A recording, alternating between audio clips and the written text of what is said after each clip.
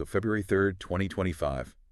It was quite a day in the world of philosophy. We've got news, a somber loss from the academic community, ethical concerns about AI, and even a look at how people are talking about the value of the humanities. Ready? Yeah, let's dive in. All right, so first up, news from after-dinner conversation. Yeah. It's always tough to start with a passing, but the philosophical community lost one of their own. Yeah, and Vaidya. Yeah.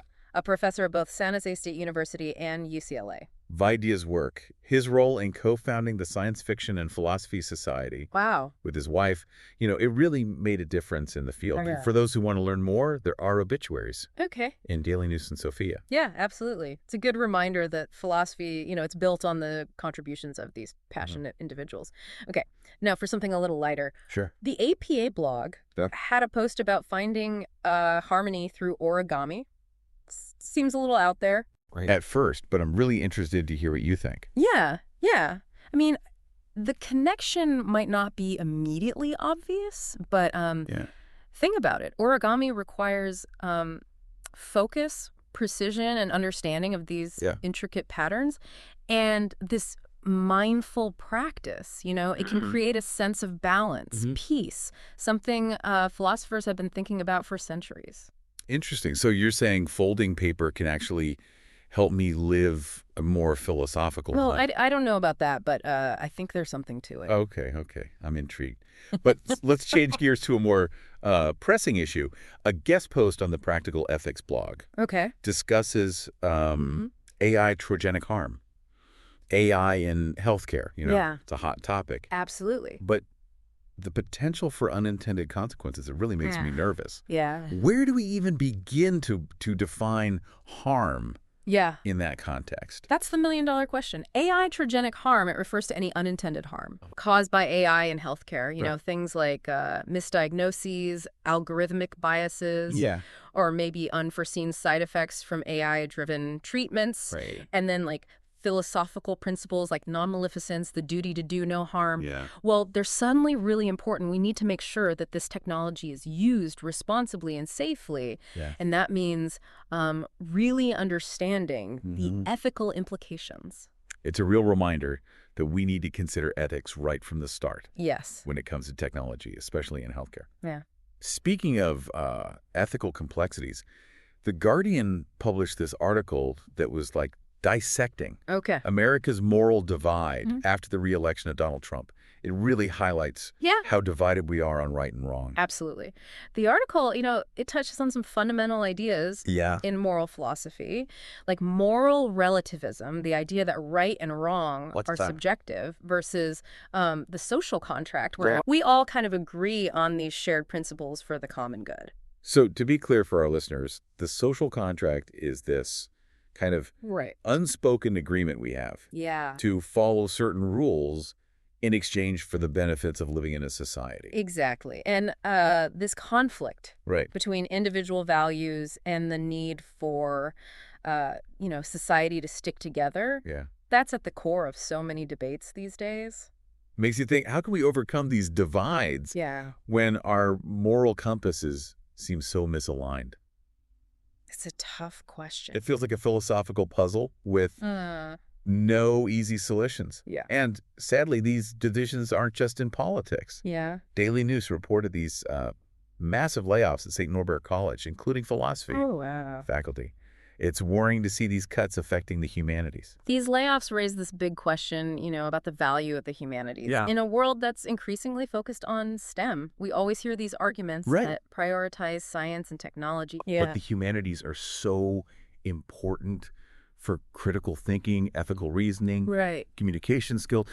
These are the things you need to navigate our complex world and to participate in these debates about morality and values. Exactly. Who's going to think about the big questions? If we lose these disciplines, how will we understand our place in the world without insights from history, literature, philosophy?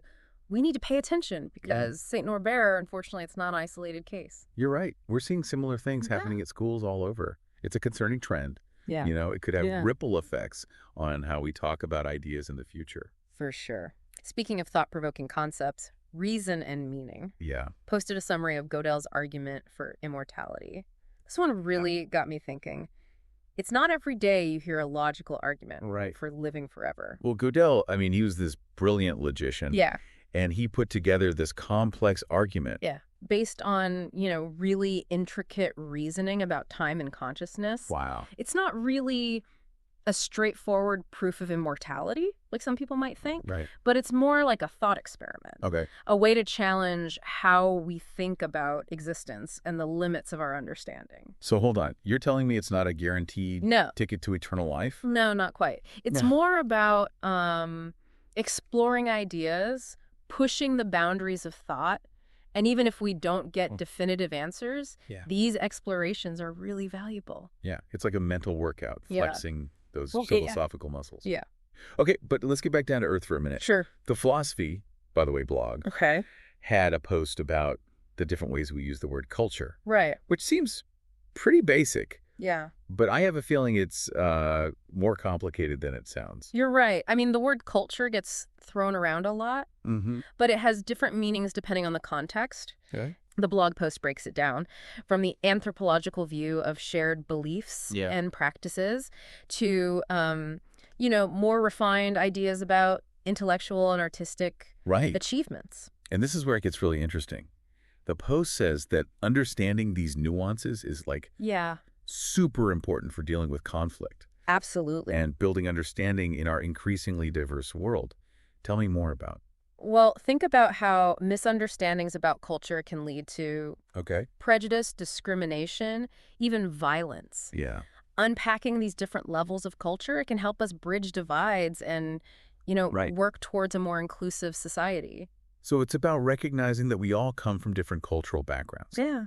And those backgrounds shape how we see the world. Yeah, exactly. It's not about erasing our differences, but understanding them. Exactly. And that understanding requires, really listening to each other, being open-minded and willing to challenge our own assumptions. Yeah. Absolutely. It's not always easy. No, it's not, but it's important. It is. It's about recognizing that culture, it isn't something that other people have. We all have our own cultural frameworks that shape our values and beliefs, behaviors. And when those frameworks clash, things can get, absolutely messy. It makes me think back to that article on Trump and the moral divide. Yeah. Are these clashes just inevitable? Philosophers have been wrestling with that question forever. Some say there are these universal moral principles that go beyond cultural differences, while others think morality is relative to, specific societies. It's a debate that's probably going to keep going, especially as the world gets more interconnected. And speaking of interconnectedness, let's circle back to those philosophy faculty cuts at St. Norbert. What happens to these important debates when academic institutions, shrink or even disappear? That's a good question. Universities have traditionally been these centers for intellectual inquiry, challenging assumptions, encouraging critical thinking. Right. And when these places have money problems, the humanities often take the biggest hit.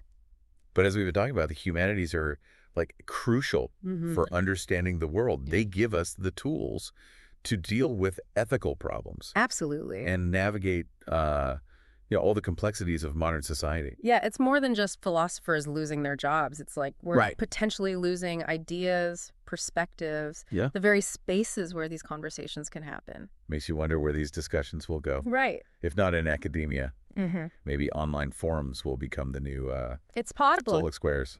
The internet has definitely opened up new ways to talk about philosophy, but it has its own problems too, like echo chambers and, the spread of false information. It's like a double-edged sword. More access to information, but also harder to tell what's true. It's a philosophical problem in itself. For sure. It shows how important it is to think critically, to be able to, evaluate information and to have thoughtful conversations, even when we disagree. Which reminds me of that idea of balance and harmony. Yeah. Like the philosopher of finding peace in origami. Yeah. In this age of information overload, maybe we all need to find ways to, tune out the noise and focus on what's really important. That's a really important point. Maybe one of the most important things philosophy can do today is to encourage us to, stop think, and ask these fundamental questions about, who we are, what we value, and how we want to live. It's not always about getting the right answers. Exactly. It's about asking the right questions. Now, for a little detour, a philosopher's blog had a couple of posts that caught my eye. One looking at, the ethics of using exoskeletons for play.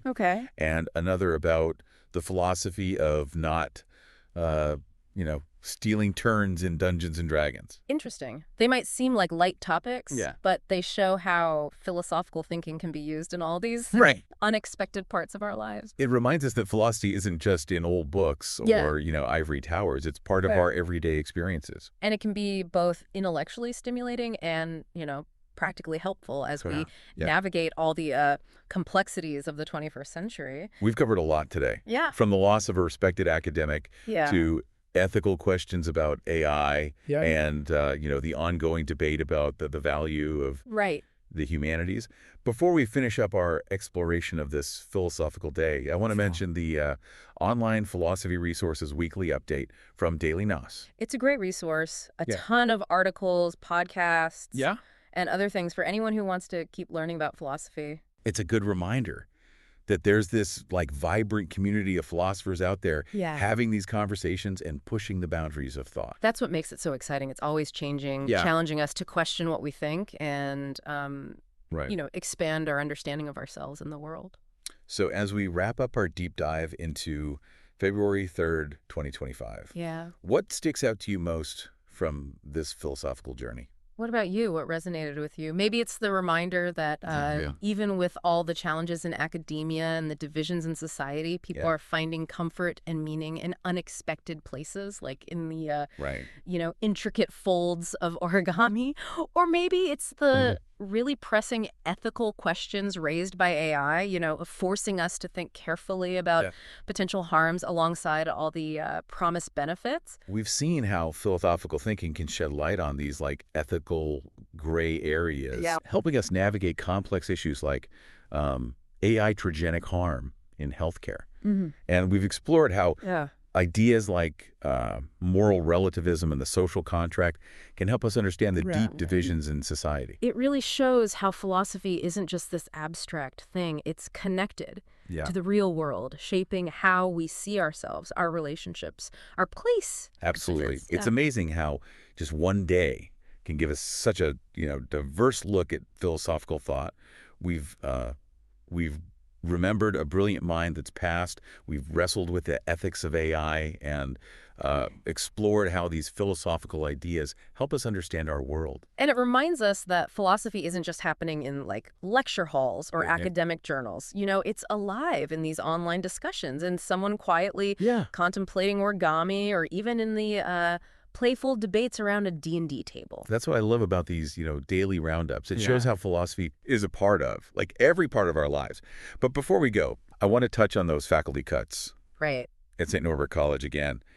It's a tough reminder that the humanities are facing some serious challenges these days. It makes you wonder, who will be the champions of these fields?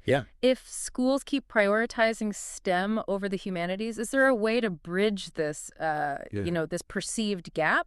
Or are we moving towards a future where philosophical inquiry has a hard time finding a place in higher education? It's a sobering thought to end on, but it feels really important to talk about. So to our listeners, I want to leave you with this. What role does philosophy play in your life?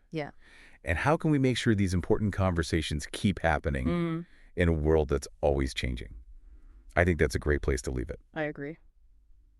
Thanks for joining us for this deep dive into the world of philosophy. Until next time, keep those philosophical gears turning. Absolutely. Happy thinking, everyone.